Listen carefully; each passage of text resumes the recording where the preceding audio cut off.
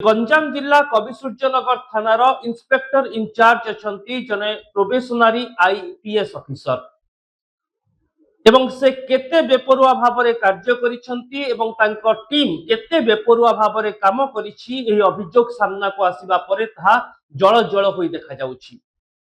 ए पूरा घटना रे दक्षिणांचल आईजी गंजाम एसपी को तदंत निर्देश दैछंती।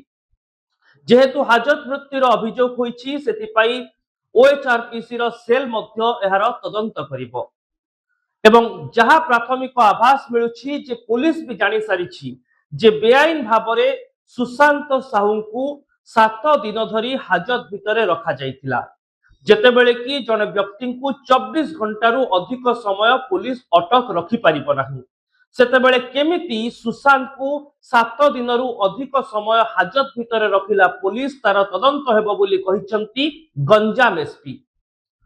आउ एही पूरा घटना सामना को आसीबा परे सबठारु बड़ प्रश्न सतरे कोन पुलिस भितरे मानविकता हजि जाइछि, सतरे कोन पुलिस आईन कानून को परवा करू नाही।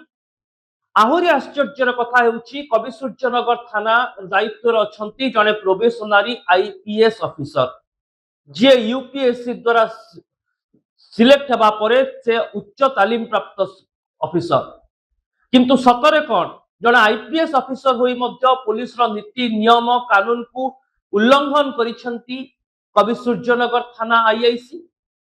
एही पूरा घटना उपरे आहुरी किछि दिग सामना को आसुछि। पूरा घटना सेतेबेले आरंभ होइतिला जेतेबेले पुलिस एक पत्थर खणी उपरे रेड करितिला। सही समय रे सेठारे दुईटी ट्रक रे पत्थर लोड हेउतिला एवं दुईटी ट्रक रो ड्राइवर को हेफाजत को लेथिला कविसूर्यनगर थाना पुलिस।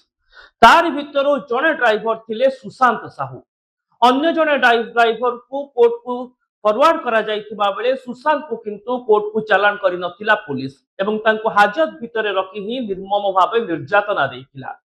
आउ शेषरे सुशांतर मृत्यु होइछि। ए पूरा घटना वर्तमान हाजत मृत्युर सांघातिक चित्र सामना को आणुछि। कटक बारंगरे मध्य समान चित्र जेतेबेले राकेश बेहेरा नामक जने युवकों को पिटी पिटी पुलिस गुरुतर करितिबा अभियोग हेउछि। आउ एही दुईटी घटना ओडिशा पुलिस रो छवि को मलिन करुछि। पुलिस केतेकी संवेदनहीन होई पड़िछि ताहा लोकंक सामना को आणुछि। आहुरी आश्चर्यर कथा हेउछि दर्शक बंधु जे हाजत मृत्यु मामला रे पुलिस पारु पर्यंत निजको निर्दोष पुलिस साब्यस्त करिबा पई लागि पड़ुछि। बारंग थाना रे कटक डीसीपी को बयान देखंतु जे पुलिस कोन से 3rd डिग्री करि नाही किंतु एही बयान केउ आधार रे से देले जेतेबेले कि सीसीटीवी रो तदंत करा जिवो बोली कहउचंती कटक डीसीपी अर्थात केवल संपृक्त आईआईसी एवं थानार अन्य पुलिस कर्मचारी बयान को आधार करी कटक डीसीपी बयान देथिले। सेपटे किंतु राज्य पुलिस मुखिया डीजीपी ए घटना को गुरुत्वर सह नैछंती। बारंग मामला रे कमिशनरेट पुलिस ठारू रिपोर्ट तलब करिसंती।